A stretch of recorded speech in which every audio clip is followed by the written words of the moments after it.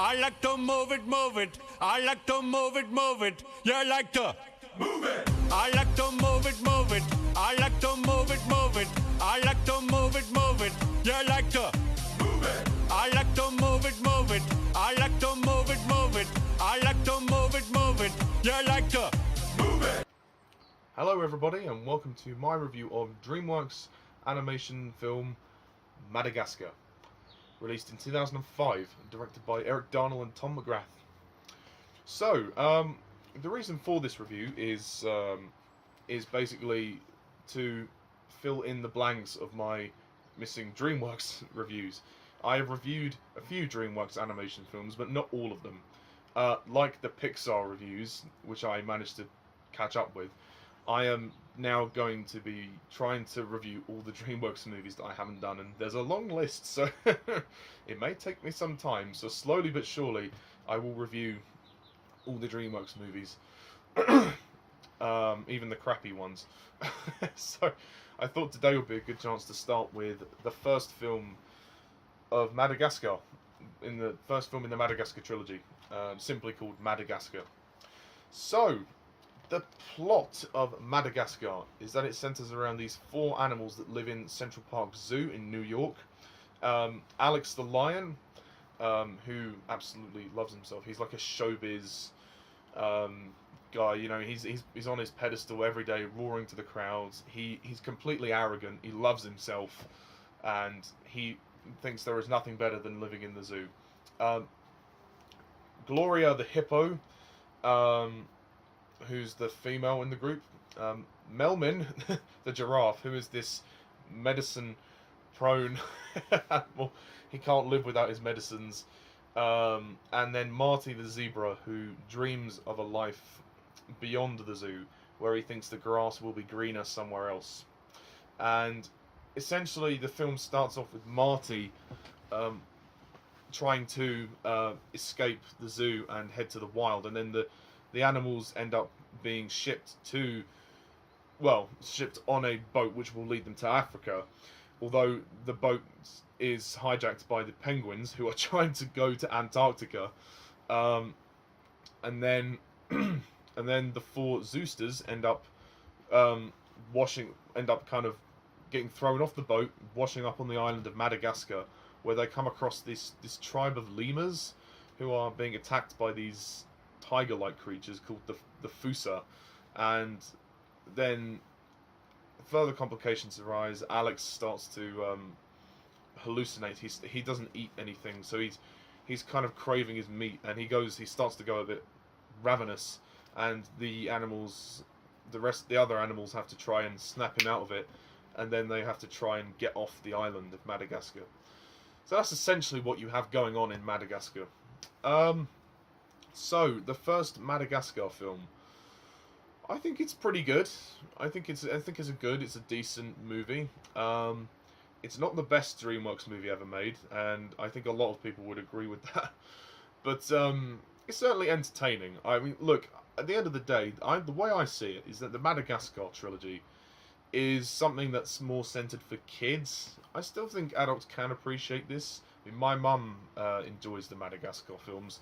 I was taken to see Madagascar when I was younger. It's got a lot of heart. It's got a lot of charm to it. The four main characters are delightful. I mean, Alex the lion, voiced by Ben Stiller, he's very great in his role, as are Chris Rock, David Schwimmer, and Jada Pinkett-Smith. All four of them are great. They have a great chemistry, and they sort of really carry this movie along. I mean, there's not a huge cast in the movie. There's a small cast. The other supporting characters, you have the penguins, Skipper, Tom McGrath, who actually is one of the directors. He voices Skipper, the main penguin. He kind of sounds a bit like Charlton Heston. You know, he kind of talks like this. "I'd like to kiss you, doctor." You know, he has that kind of really smooth voice. He does almost sound like he's doing an impression of Charlton Heston, which is kind of funny. And the penguins are hilarious. I love the penguins. They're like these kind of operatives. They kind of treat the penguins like secret agents, and they hijack the boat. and they try to go to Antarctica, and then they realise Antarctica sucks, so they come back, and they end up going back, and then they find the animals on Madagascar, and then there we are. But the penguins are awesome. They're totally awesome. I haven't seen the film of the penguins though. I must look at that. We have Sacha Baron Cohen as Julian, this self-proclaimed king of the lemurs. He's even more. He loves himself even more so than Alex, and that Alex does. He's very funny. He's entertaining, especially with that song. I like to move it, move it. I like to move it, move it. I mean, you can't not think of that song without thinking of Madagascar. I can't think of it. I have to think of the two together. You know, that's how it is. We have his assistant Maurice, voiced by Cedric the Entertainer. He's good. I like his part. He's the only one that kind of sees that Alex is kind of going a bit feral with his lack of food. We've also got the monkeys. Mason, I think, is the Mason and Phil. They're funny. They're entertaining in the parts they have. This movie is kind of fun. I mean, the story isn't really huge. There isn't much of a story, but I think the story that is there is good. I think what keeps it interesting for me is the characters, the four characters. They are delightfully entertaining. And this movie's funny. I think this is very funny. It's certainly got a wacky style to it, Madagascar, and the humour is very over the top wacky. I mean, but one scene that really did make me laugh was when Alex tries to he recreates the Statue of Liberty with the sort of the bamboo sticks, and then Melman accidentally burns it down. And this is on the beach, and then they reference the Planet of the Apes when Charlton Heston goes, "You maniac! You burned it up! Damn you all to hell!" Although they changed the word slightly to make it more age appropriate. I think Alex kind of says something like this. He goes, "You maniac! You burned it up! Darn you! Darn you all the heck!" God, it was so funny. I laughed my arse off when I watched that. The first time I saw this movie was when I was really young, so I hadn't seen Planet of the Apes, so I didn't know that reference. But now, as I'm older and wiser, I've watched Planet of the Apes, and I got that reference, which is very funny. The movie is funny. Most of the comedy is kind of physical, sort of slapstick comedy, but it works for Madagascar. I think it works for this sort of story. The movie doesn't. It's not without its heart. It does have its heartfelt moments, especially with the characters. I mean, it is a story about friendship. You know, it doesn't matter where you are. If you have your friends, you'll be all right, and that's essentially the message of this film. You know, whether you're stranded on Madagascar or whether you're in New York, it's friends that count. And at the end of the day, Alex realizes that. The biggest problem with Madagascar, though, it's not a perfect movie, is the focus of the movie. The first act of the movie, we are meant to believe that Marty is the main character because, or the protagonist, should I say. I know it's sort of about all of them, but mainly Marty is the one that's focused on because he has his dreams and aspirations to escape the zoo and go and live in the wild. But then, towards the middle, and then the middle section, it just kind of becomes about all of them trying to work out why they're there and trying to adjust to life on Madagascar. But then in the third act of the movie becomes about Alex and we focus a lot more on him. Although that being said, his kind of his story about his lack of hunger, his hunger and his lack of food, and him kind of hallucinating and going mad, that didn't really come into fruition till late in the day, and it kind of felt rushed to me. The third act did feel a little bit rushed when Alex is suddenly all good again, and then they just get rid of the Fusa. The Fusa are just useless. I mean, they could have actually thought of a villain instead of just this group of tigers. It would have been nice to have an antagonist for this film, but I mean, there's not really an antagonist for the movie, and that kind of downgrades it a bit. And yeah, the third act is a bit rushed. This movie's not long. It's like 1 hour 25 minutes. You could have spent another 5-10 minutes on the climax. I think the film rushes to get to the end, which is a problem for me. So yeah, I'm kind of confused as to who's the main character in this for me. The focus is all off. So like, we think it's Marty, then it's all of them, and then it's Alex. It's like, who's what? Hang on, what's going on here? So the movie's focus, the characters sort of, in terms of the narrative, is slightly all over the place because we don't really know who is supposed to be the main character. I think in the next movie, we definitely know that it's Alex's film because it centers around his parents, which I will review the second and third movies as well. And in the third movie, it's sort of all of them. There isn't one character who is more important than the other. With this, it's just kind of like, whoa, hang on a minute. But that being said, I still think this is probably the most entertaining of the three films. It's probably the most structured. I mean, at this current moment in time, I think it's hilarious. It's fun. It's an easy watch. The animation is great, and even to this day, I mean, this film came out in 2005, so 13 years ago. The animation still holds up pretty well. Obviously, the animation would get slightly more crisper in the sequels, but as it goes for this film, it's a pretty good way to start.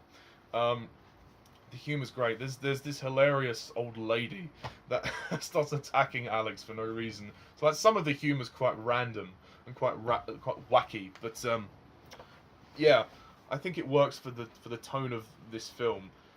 This is definitely a much more light-hearted movie than some of other DreamWorks' movies. This is not like Shrek, Kung Fu Panda, How to Train Your Dragon. This is not like that. This is something much different, and I think it's much more infantile.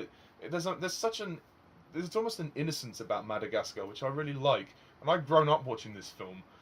This film came out when I was 8 years old, so I was the perfect age for this movie when it came out, and I immediately thought it was charming. It has a lovely charm to it, and the opening scene is great too. When you have kind of the Born Free music, and you're in, it's basically Marty's dream. It's Marty's imagination. When he's like running through the grass and the penguins are singing, and it's quite funny, but it's entertaining. I mean this film has come on a couple of times over the years on TV, and I've always watched it. But I think it's always been my favourite of the Madagascar trilogy, simply because the story's simple, it's easy to watch. I have a lot of fun with it. The animation's great. It isn't perfect, of course it isn't. Like I said, that lack of focus with who the main character is definitely downgrades it. The lack of a main antagonist is definitely something that decreases this movie a bit. But and also the whole thing with the Fusa just kind of, it would have been better to have an actual villain rather than just this group of tigers that just come and attack the lemurs. But yeah, I mean, for what it's worth, I don't take this film too seriously. I think it's fun. The cast are great. They do a great job. And yeah, I think it's the best of the Madagascar trilogy for those reasons. It's the one I've watched the most as well because it's just so much fun. It's just so easy to watch. And actually, I think there's been a couple of short films for Madagascar as well.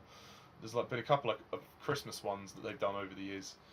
But yes, and also one more thing, the music for Madagascar, the score is great as well. I like the music score by Hans Zimmer. And there's some great scenes at the zoo when they're all being introduced. We get to sort of see the characters as they are in their normal lives, and then how things change when they go onto the island of Madagascar. They get washed up on Madagascar. There's also a particularly funny crate scene as well when all of the animals, when the four of them are in the crates and they're arguing. That's pretty funny.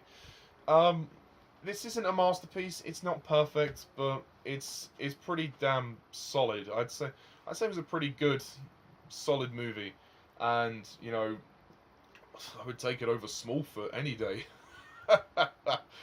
So with that said, I'm gonna rate Madagascar a 8 out of 10.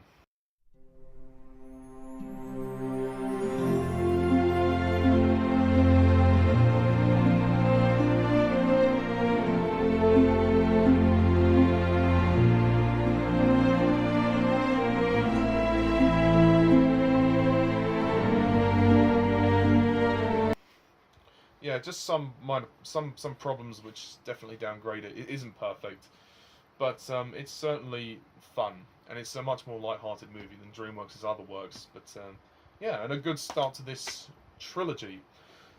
So yes, I will also be reviewing Madagascar: Escape to Africa and Madagascar 3: Europe's Most Wanted as well, along with some other DreamWorks movies that I haven't done. So yeah. Thank you guys all for watching. Please let me know what you think about Madagascar down below. What's your favourite Madagascar movie? And yeah, thank you guys all for watching once again. And as always, I'm Mr. TARDIS11. See ya.